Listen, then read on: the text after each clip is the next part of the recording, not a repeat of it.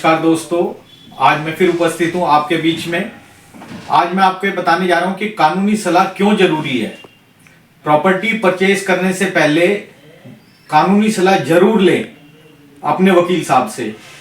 जैसे मैं आपको एक एग्जांपल देता हूं पहले कि हम लोग साइकिल एक परचेज करते हैं अपने बच्चे के लिए। साइकिल मात्र 10,000 रुपए की एक साइकिल आती है, जिसके लिए हम 200 रुपए का एक लॉक जो है वो ले लेते हैं। क्यों लेते हैं 200 रुपए का लॉक? क्योंकि हमें साइकिल की प्रोटेक्शन करनी है।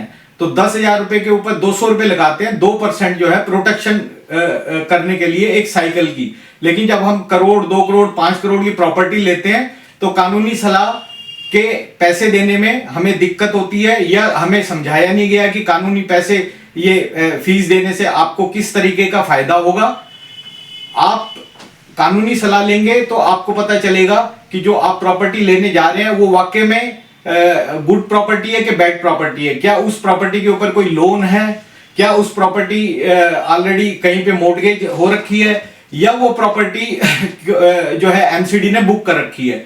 ये सब करने के लिए आप अपने वकील साहब से कानूनी सलाह लें प्रॉपर्टी परचेज करने से पहले। आज जो काम आप 10 से 15,000 रुपए एक लीगल फीस देके अपने वकील साहब को आगे आने वाले 5-10 लाख रुपए और अपना सुकून जो है खरीद सकते हैं उस 15,000 रुपए के अंदर जो है।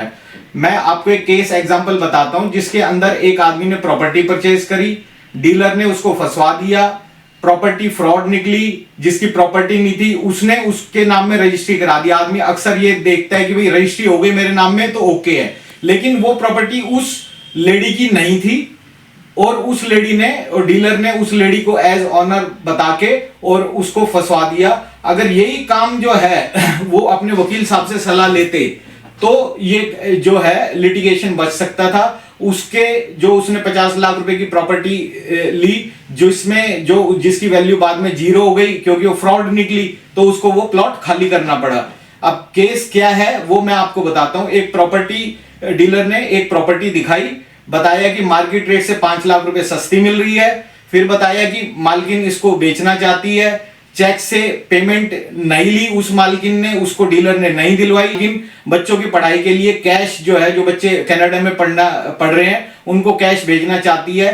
तो इस तरीके से उसको बरगलाया गया और किसी और लेडी, मतलब वो प्रॉपर्टी लेडी के नाम में थी और उस प्रॉपर्टी की जो रियल मालकिन की थी उसकी जगह किसी और लेडी को खड़ा करके वो प्रॉपर्टी की सेल डीड करा दी गई। और उसके बाद में जब उस लेडी को जब ये कंस्ट्रक्शन करने लगे उस प्लॉट पे, तो उस लेडी को जब असली ओनर को पता लगा तो उसने आके एफआईआर दर्ज कराई और केस फाइल किया। और बाद में 5 लाख रुपए फीस खर्चने के बाद में भी ये लोग केस हार गए। तो दोस्तों, कानूनी सलाह जो है बहुत जरूरी है। अगर आप ये किसी एडवोकेट से कंसल्ट करते तो उसमें सबसे पहले वो प्रॉपर्टी सर्च रिपोर्ट बनाता है। एक आपकी प्रॉपर्टी सर्च रिपोर्ट में क्या होता है कि वो सब रजिस्ट्रार के ऑफिस में शिफ्ट करता, सबसे पहले कौन ओनर है, उसके बाद कौन ओनर है, उसके बाद कौन ओनर है, और अब जो ओनर है वो असली में ओनर है कि नहीं है।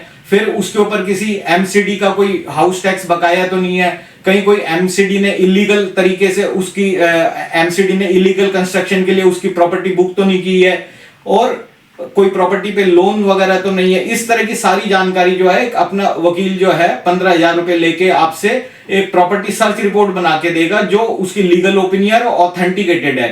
इसके साथ ही जो है वो अपने फील्ड स्टाफ से जो असली ऑनर हैं उनकी वेरिफिकेशन भी कराएगा, उनके आधार कार्ड, पैन कार्ड वगैरह भी देखेगा। जो इस केस में दूसरे के पैन कार्ड लेके दूसरे के आधार कार्ड दिखा के सब रजिस्ट्रार को और वो लेडी ने उनके नाम में रजिस्ट्री करा दी। तो दोस्तों, मेरी आप सबसे गुजारिश है, हाथ जोड़ के रिक्वेस्ट है कि प्रॉपर्टी लेने से पहले या कोई भी काम करने से पहले अपने वकील साहब की सलाह जरूर लें। ये ना देखें कि आपको कुछ पैसे खर्च करने पड़ रहे हैं, वो जो आज आप पैसे खर्च करोगे उसकी आपको प्रॉपर वैल्यू मिलेगी और आने वाले फ्यूचर के अंदर कोई लिटिगेशन नहीं होगी। आज के 15,000 रुपए, 20,000 रुपए, 25,000 रुपए आपके आगे आने वाले टाइम में 5 लाख रुपए बचा सकते हैं। आपका पीस ऑफ माइंड को रखेंगे और आपको जो है सेफ रखेंगे। नमस्कार दोस्तों, धन्यवाद।